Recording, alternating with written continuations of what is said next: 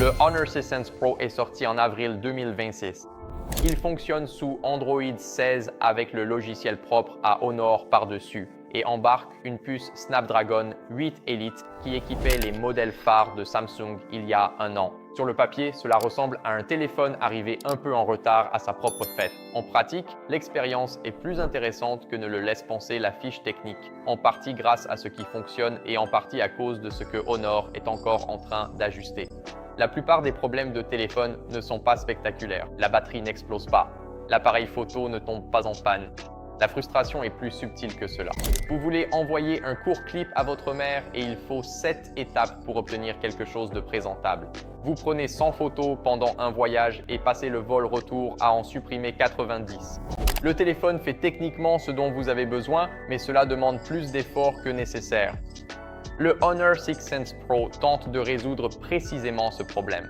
La façon dont il résout ce problème dépend de la fonctionnalité que vous utilisez. macOS 10 est la version Android d'Honor, et la première chose que l'on remarque, c'est à quel point elle semble familière. La notification en forme de pilule en haut de l'écran, les bords plats, la grille par défaut. Les testeurs de TechRadar et Digital Camera World l'ont tous deux dit ouvertement. Cette interface s'inspire fortement d'iOS 10.8. Honor n'a pas essayé de le cacher.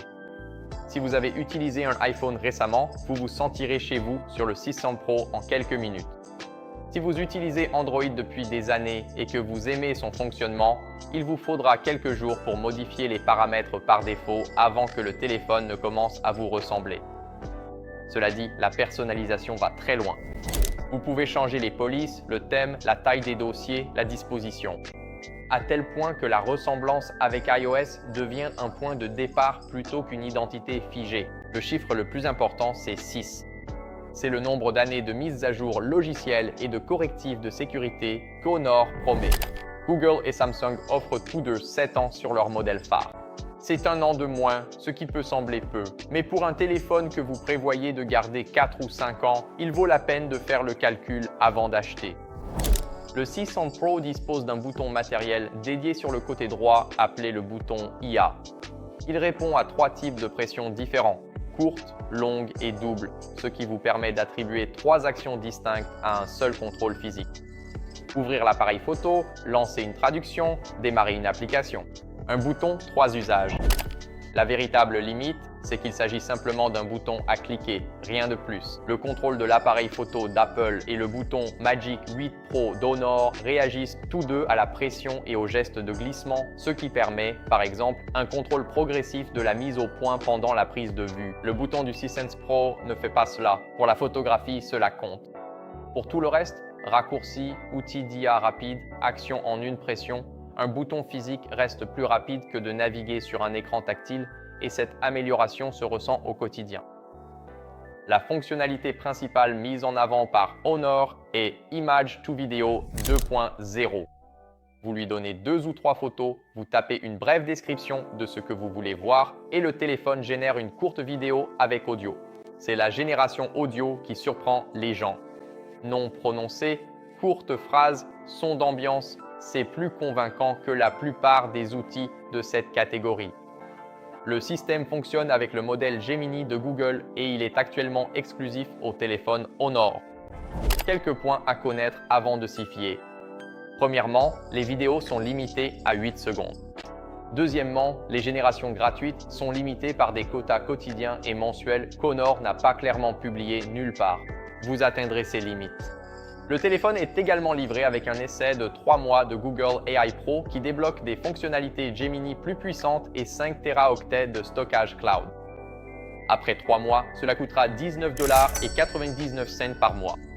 Cela vaut le coup pendant la période d'essai. Il vaut mieux prendre une décision avant la fin de l'essai. Le reste de la boîte à outils IA est plus mitigé.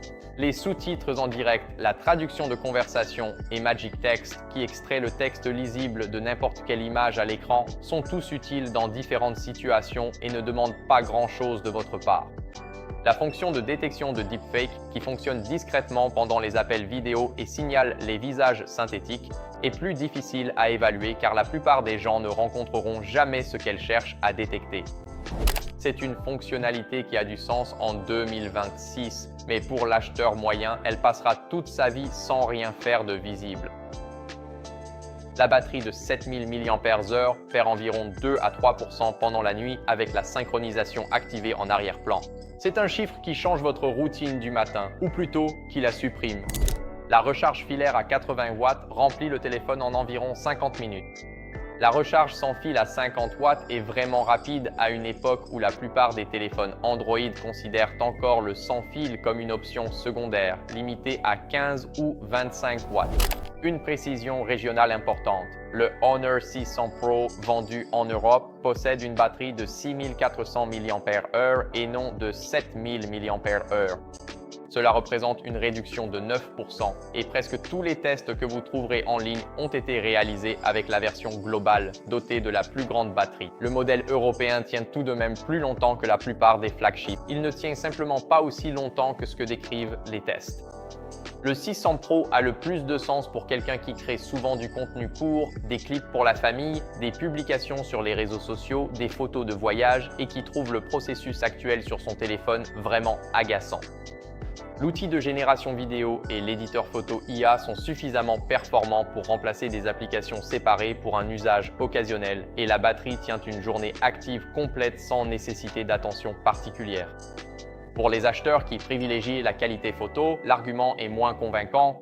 Le capteur principal de 200 mégapixels est précis et le téléobjectif 3,5 fois constitue une petite amélioration par rapport au modèle précédent. Mais l'ultra grand angle de 12 mégapixels n'a pas changé depuis le Honor 400 Pro.